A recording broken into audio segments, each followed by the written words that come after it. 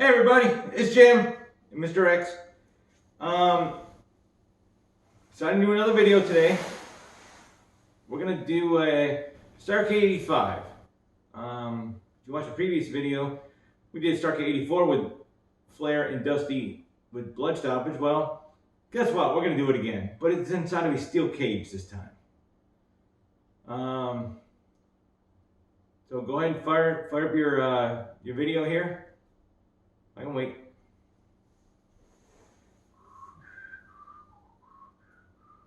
Hey everybody, welcome back. We're going to start it at 2:17:02. 2:17:02. All right, 3, 2, 1, boom. Hi, Mr. X. Why is this one in a cage this time? Tell you the truth, I'm not really sure why. It's Thanksgiving night, of course, again. This is 1985. We in Greensboro again? Of course. Okay, well, again, as we said before, this is a huge night for the Jim Crockett promotion. Probably the biggest night of their year. And so again, we have it on Thanksgiving night. Dusty Rhodes, Ric Flair in the main event. Maybe having to do with the Andersons, maybe, because they had attacked Dusty in the past in 1985. I think even prior to this is when they injured his ankle. So maybe to keep the Andersons up, only an Arn Anderson. Gotcha. It makes sense. It makes sense. Here comes Dusty himself here. It's the Bull of the Wolves right there. He's got the spotlight on. Yeah, there you see, Jim, you see Dusty Rhodes' left boot is all white as opposed to his right boot, which is the normal cowboy style wrestling boot that he had. So that left boot is, storyline is a steel-toed boot. It had extra reinforcements, of course, on the toe, but around the ankle as well because of the ankle injury. Ah, that is, okay. That makes a lot of sense now. And there is the man himself, Ric Flair, the current world heavyweight champion, coming into this. Now, a lot of build up to this, as you said. They had attacked Dusty's ankle. I believe they broke it. In the storyline wise, yes. There was, from what I understand, it was a near riot in, I believe it was in the Omni in Atlanta that they did that. Crowd was getting like pushing up against the cage at the end of that. Well, I mean, that's back when the fans really took the stuff, seriously, and they rooted for their heroes. And if the bad wrestlers did something to them, they legitimately wanted to fight them and protect their heroes. Okay, wait a minute. There's no cage here. There's no cage here. I apologize. I thought that this was a cage match. Okay. Anyway, but yeah, but the interesting thing to note about it was there was a third faction involved in the Dusty Rhodes injury, because Ric Flair had defended a world title against Nikita Koloff in the Omni, and he told Dusty not to get in his business. So when Ivan Koloff and Nikita Koloff attacked Ric Flair after Flair defended his title inside of the cage, Dusty Rhodes came in to help Ric Flair. Unfortunately, the Russians ran off, but before they did, the Andersons came in and none of them liked Dusty Rhodes, so they just attacked Dusty. It makes a lot of sense again. Yeah, folks, I apologize. I know that they did have a cage match. I just wasn't sure when. I know Flair and Dusty had cage matches, and I know they had at least one at the Great American Bash, but that wouldn't be for like another 8 months. And there, you see that beautiful robe. Johnny Walker, Mr. Wrestling 2's wife, Olivia, she made all the robes for him. Those things were meticulously made, and the craftsmanship was unbelievable. She made ropes for a lot of different famous people. Yes, not just wrestlers. She was an artist, to say the least. Oh, and there you see Tommy Young, the senior NWA referee, checking that left orthopedic boot out, making sure there's nothing funny in there, making sure it's going to be safe for him. And now he's checking Ric Flair's boots and fingers and toes and make sure everything is on the up and up here.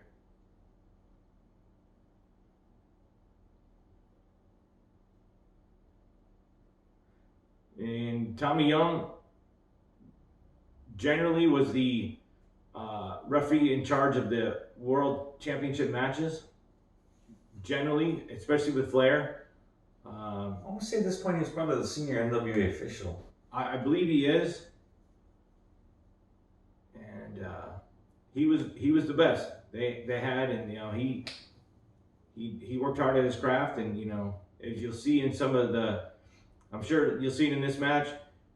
He'll slide out to make a count. He'll jump the guys to make a count. He did what he had to do to get in position to make a count right then and there. So, well, they're kind of feeling each other out here. Nobody wants a mistake. Nobody wants to make a mistake early to end their chances here. So, well, they've wrestled each other many times before, but like I said, this is the biggest night of the year for the company. So, again, it's an old cliche, but they're hanging them from the rafters. They got an overflow crowd again. So they have closed circuit in different locations around the country, but they also had overflows in a building. I believe it was across the street. So if you were turned away from the main building in the Coliseum, there was an annex, so you could still watch the event on a big screen.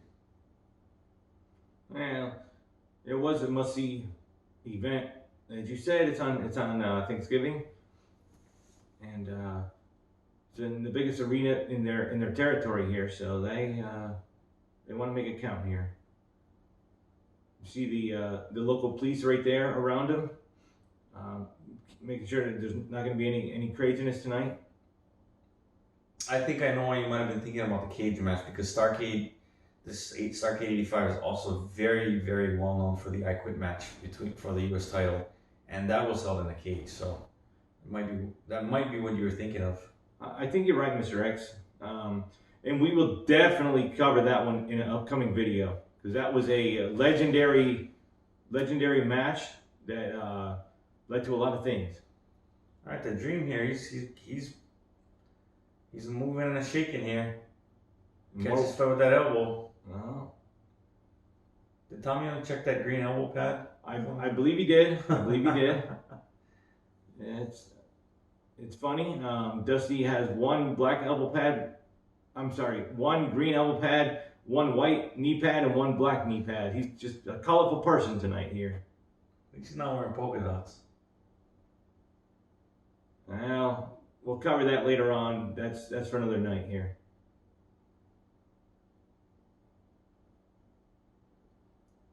And everybody sees that blotch on Dusty Rhodes' belly.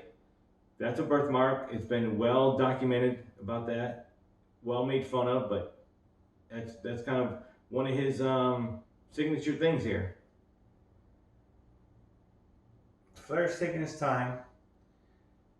Well, Mr. X, him being the champion and knowing that the championship cannot change hands on a disqualification, why wouldn't he just take a count out or just go grab a chair, hit him, and be done with it? I think Ric Flair, to tell you the truth,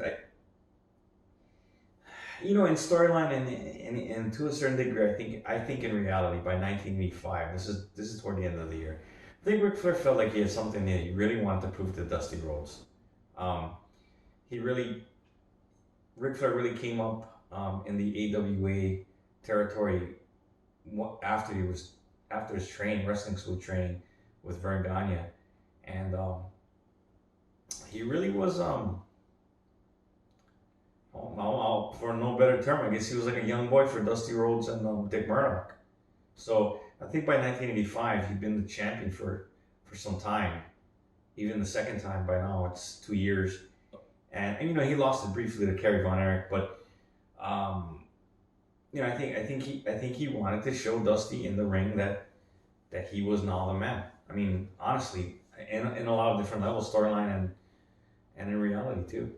As Mr. X was giving his explanation there, you saw Ric Flair trying to go after the boot of Dusty. Dusty got out of there pretty fast there. Now, also, wasn't it that Ric Flair was a fan of Dusty Rhodes back in the day, and he actually started out had a name of Ricky Rhodes? Well, I know when he eventually made his way before the plane crash, when he made his way down to the Carolinas to work for Jim Crockett Sr. He wanted to be named something to that effect, like Rickus Rhodes or something like that. But he had, prior to that, he'd been in the AWA as basically a rookie, and he wanted to, you know, he followed Dusty around, idolized him. So now see, like I mentioned before, you know, in the match the year previous, Dusty hadn't had the broken ankle, so he didn't have that quote unquote Achilles heel. You know, there was nothing for Flair to shut him down with if Dusty was on a roll. But you see here, just a light kick, and Dusty Rhodes is, you know, he's feeling the pain. That's very true. That's so true. And Ric Flair's a veteran. He's considered, you know, he's called the dirtiest play in the game for a reason. So he knows where to hurt people, and Dusty's hurt. Hurt coming into the match, so he went after that injury. Well, he's a good 10 years already removed from first becoming the Nature Boy here, because you know before the plane crash, you know he wasn't really settled into that, but by 1975 he was pretty sure he was the Nature Boy. So he's 10 years into that persona, you know, and oh, I'm gonna interrupt you, but you know Ric Flair tried to get Dusty, but Dusty's hammering him on the back of the head with them elbows on the apron of the ring here, and turn around's fair play. Now he's going after Ric Flair's ankle, maybe trying to hurt it. So Ric Flair's gonna have a tougher time putting that figure four on him. It's also going to hurt his mobility as well. If both men have the same disadvantage, then I guess, you know, neither one is at a disadvantage, right? Yeah, Dusty Rhodes dropping about 300 pounds of elbow on the inside of that leg, and he's going after. Ric Flair trying to pull Dusty's hair, but Tommy Young's right in position to squash that. The Dream now, like you said, Jim, content to work on Flair's leg now. Wow. Dusty knows he's got, I believe it's a 60-minute time limit, so he knows he has time to wear Flair down. I don't think he wants to go for anything too quick to try to pin him. Dusty may try and put a figure four on Flair. Who knows? Well, as you said in the previous, when we talked about Starrcade 84, he did use that move quite often. So, looks like Dusty's getting the approval of the crowd. Oh, he's twisting an ankle at an awkward angle here, man. It ain't looking good for the champion here. Oh, Dusty dropping another 300 pounds on that inside leg. But Ric Flair, dirtiest player in the game, rakes Dusty's eyes, and I don't care how big and strong you are, you cannot train the eyes to take any punishment. Did you say a 300% elbow? No, I said 300 pounds. Oh, excuse me. By the way, shout out from the SCF studio, folks. Oh, yes, I apologize. As you see there, Mr. X, Ric Flair went for a suplex on Dusty, but that ankle's hurting him. He could not get the leverage. But, well, as you see right there, the weight and the turn and Dusty's ankle didn't let him complete the move to its best efficiency. So already Dusty's ankle has him, you know, at odds in this match. That's true. It's true, Mr. X. He's still working on Ric Flair's ankle. Dusty knows what that pain feels like, as you know, the Andersons and Flair broke that ankle, so he wants to make Ric Flair feel that pain, and maybe he's not trying to break it, but he wants to injure it to the point where Ric Flair's mobility's done, and he's gonna have some tough time wrestling after this. Well, I'm gonna have to give Ric Flair the mobility card when the match started for sure, especially with Dusty Rhodes' ankle not being 100%. But if, like you said, if Dusty can limit that, then that's gonna put the favor on his side. Sure, sure. Flair now chop.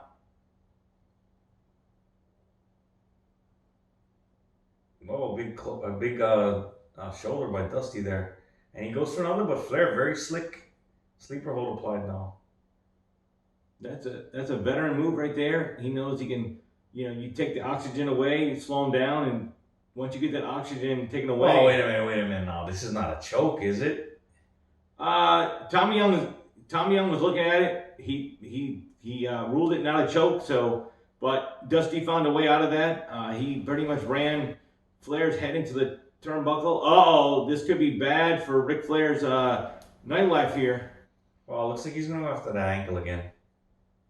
Oh, and we've said previously when the body hits steel, the steel wins. So again, his ankle is Dusty dropping that big elbow, standing elbow on that ankle now. So Dusty coming in over the bottom rope there. Oh man, he's looking to stomp on Flair's ankle now. He's working on that ankle pretty much the entire match. It's smart. Oh, but Ric Flair hit him there.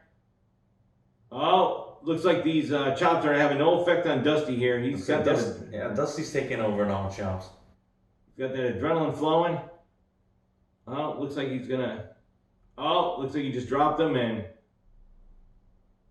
Oh, Dusty had it going, but he miscalculated that. He tried to drop an elbow right on Flair's chest, but Flair moved out of the way. It's going to give him time to kind of shake off the effects of that ankle and kind of get a little breather here. Flair's walking with a limp here, but he's going to try to climb the rope. Well, as we've said previously, Mr. Rex, this has not worked in a long time, and he got caught again. There you go. Yep, hasn't worked since 1983.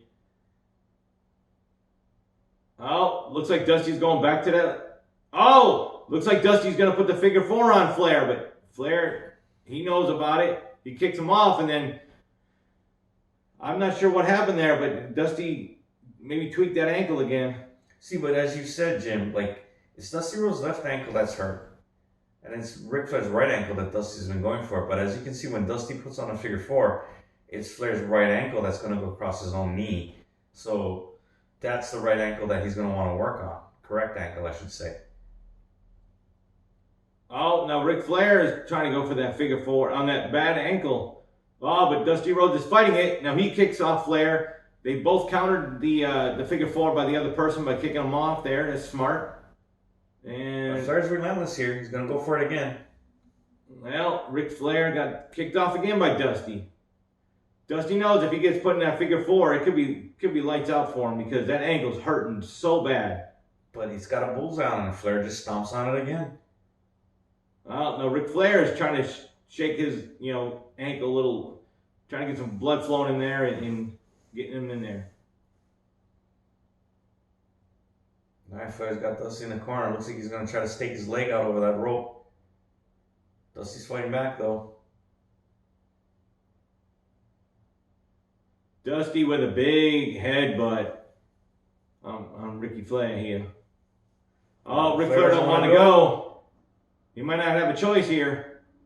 Dusty's got a lot more weight behind him and a leverage. Oh, Flair flipped to the floor. No pretty blue mats out there, Jim. Well, that's what Crockett's about. It's about toughness. You don't need no stinking mats like them guys up north now. These are where the real athletes are down here. The real wrestlers.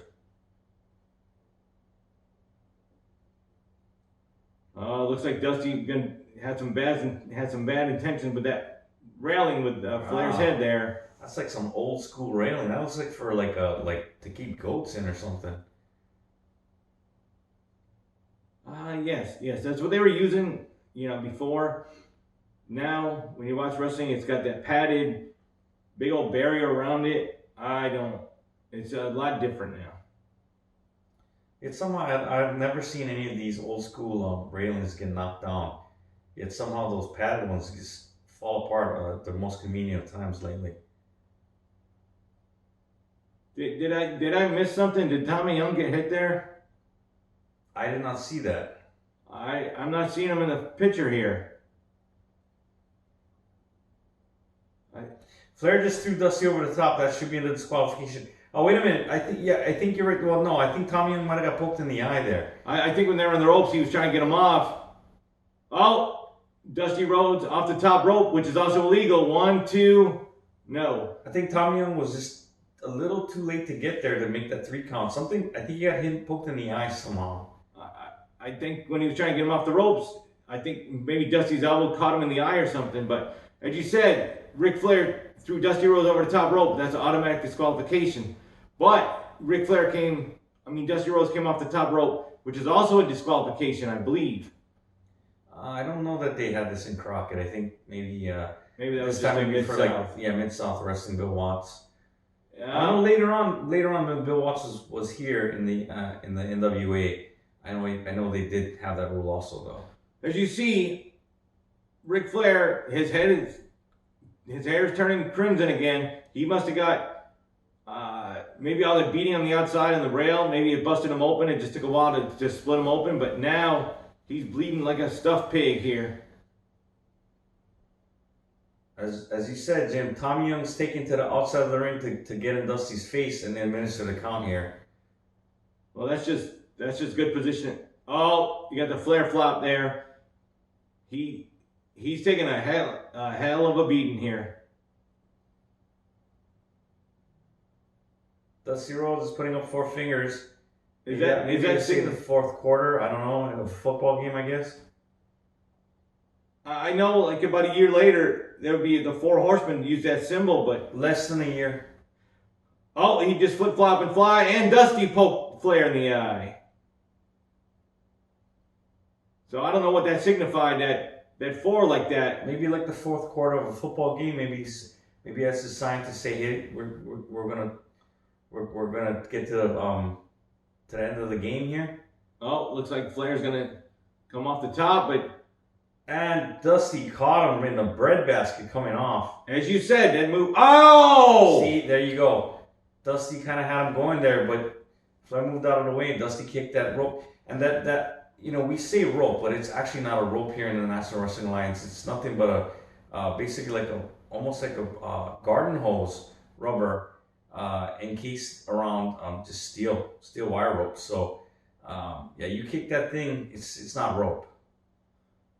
And as you said, Mr. X, he had it going, but he got a little overzealous there, trying to go for the home run, and he caused some damage, and now Ric Flair's taking back over on that ankle. Flair's going to make him pay for that mistake. Dusty's ankle is in a bad way, I'm going to assume. He's in a tremendous amount of pain, it looks like right here.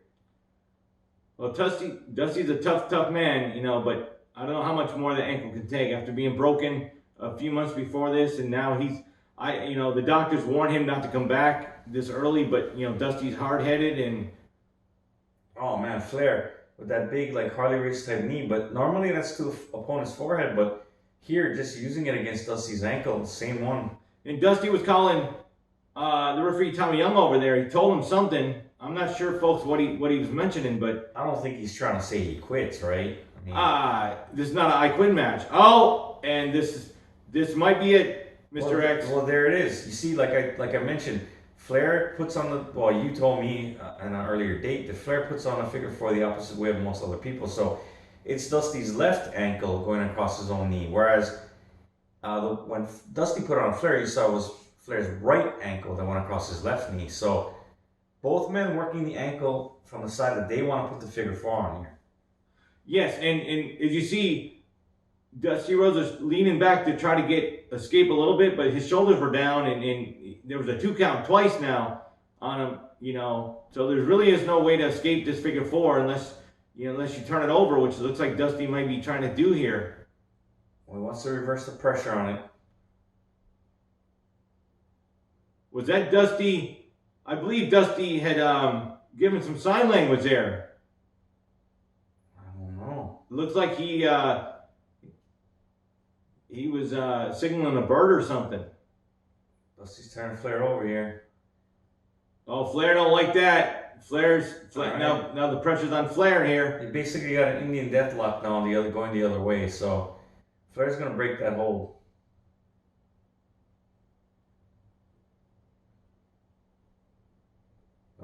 Flair now has ruined the day, I tell you, that they broke that ankle.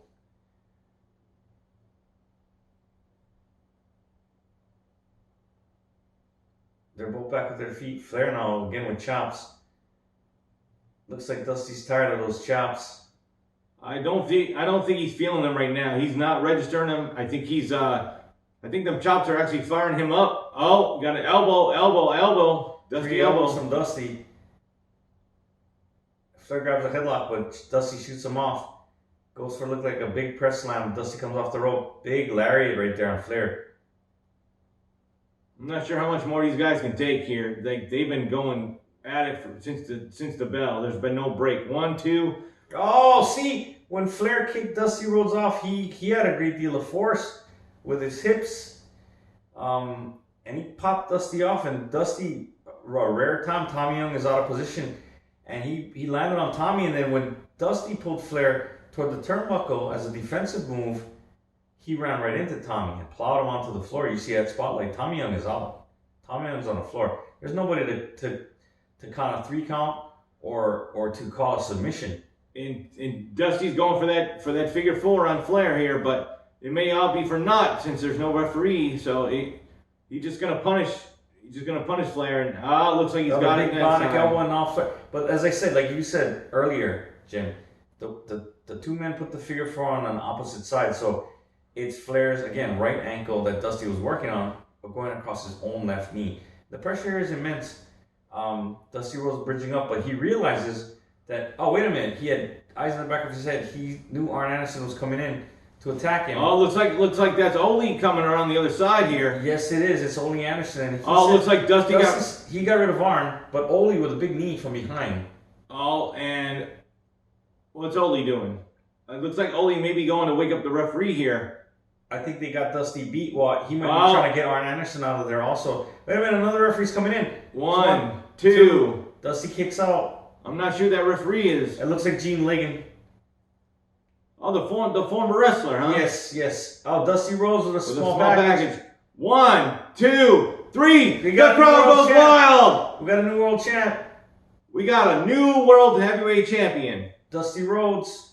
There you go, Gene Ligon. Well, I'm not sure, Mr. X, because the referee of record, I think, is the one that has to count the pinfall. There we go. Italian stands in there, Raging Bull. Is that Superstar Billy Graham? Superstar Billy right there. Got a lot of those Billies around in this area.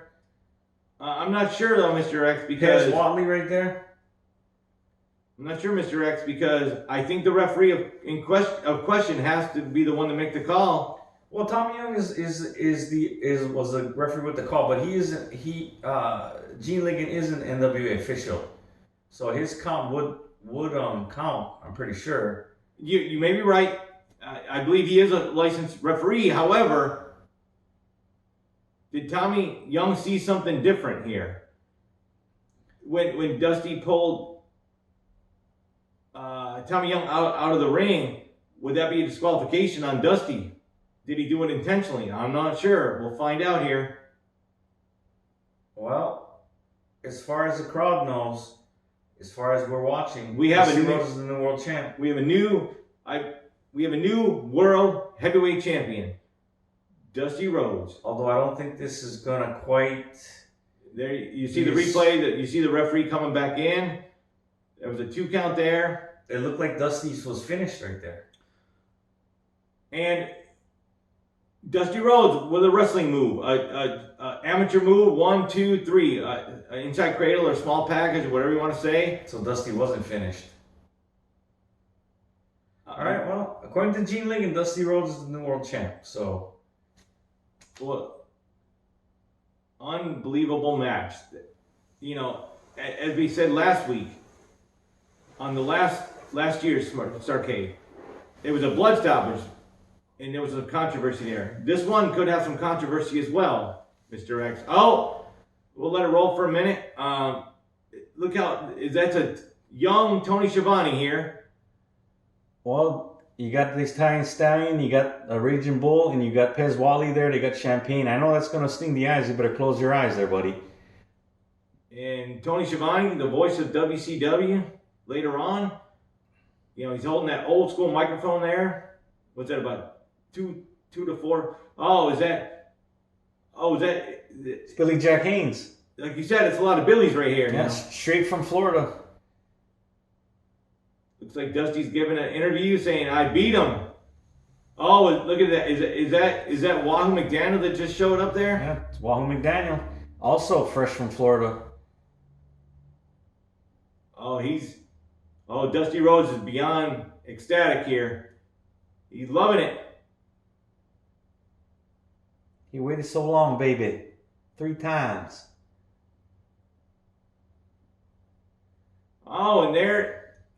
And one of the legendary voices of NWA, Mr. Bob Caudle. And the future voice of WCW, which came from Crockett territory, Tony Schiavone. So you got a legend there and a future legend right there. You can't get any better than that. Well, folks, the past two Starrcades have been Ric Flair, Dusty Rhodes. Both been tremendous matches, but both have ended in a little bit of controversy here. So I'm not sure what's next for them, but we'll find out. But again, if I don't see you, if you guys don't see me until Thanksgiving, you guys have a great Turkey Day. Everybody be safe. Blah, blah, blah. Enjoy some football. And as always, everybody knows what time it is, baby. It's beer drinking time.